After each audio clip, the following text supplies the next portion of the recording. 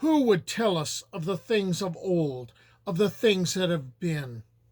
This is a tale of endings and beginnings, of ill choices and vengeful spirits. This is a tale of the accursed. This is the tale of Detinets, the city of lost souls. Long ago, the city of Slavensk was founded by slaves from the Danube region who had traveled north to a land watered by the river Volkhov. Legend has it, however, that it was built without the ritual offerings that were the meet and proper due of the spirits. Alas, within a few short years, the unfortunate city was devastated by plague. The wise of Slavensk, those who yet lived, sought answers and looked for hope. Confronted with the ruin of their homes and livelihood, of all they held dear, surviving city fathers decided to establish the colony anew, this time taking care to offer the prayers and sacrifices that would ensure a future of good fortune. One morning they sent out messengers in every direction, charged with bringing back the first living creature they encountered, for this would be the sacrifice that would be offered to the spirits to protect the new city. After a time, one of the envoys excitedly returned to the city, where the survivors eagerly awaited to see what manner of living being would be given to the spirits. The envoy returned with a small frightened child in his arms.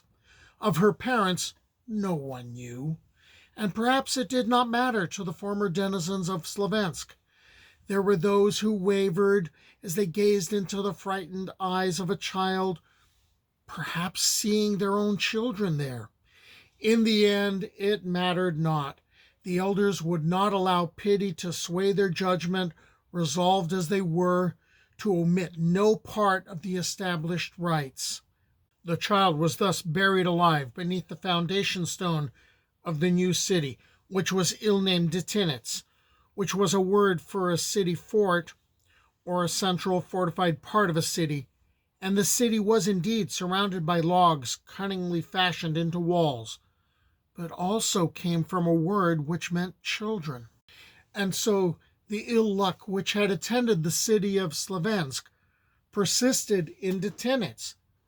It grew worse, until at last, ravaged by fire, as was the fashion of the time and place, the ill-omened Detinets was built of wood.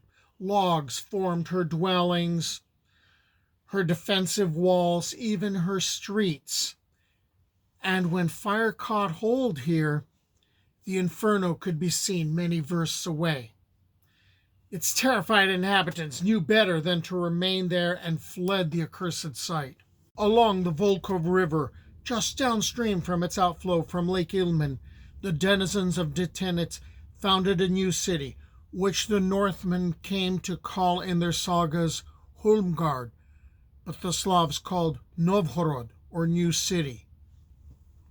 Finally freed from misfortune, the city prospered and flourished for many generations, being the source of enormous quantities of luxury in the form of sable and ermine and fox and marmot.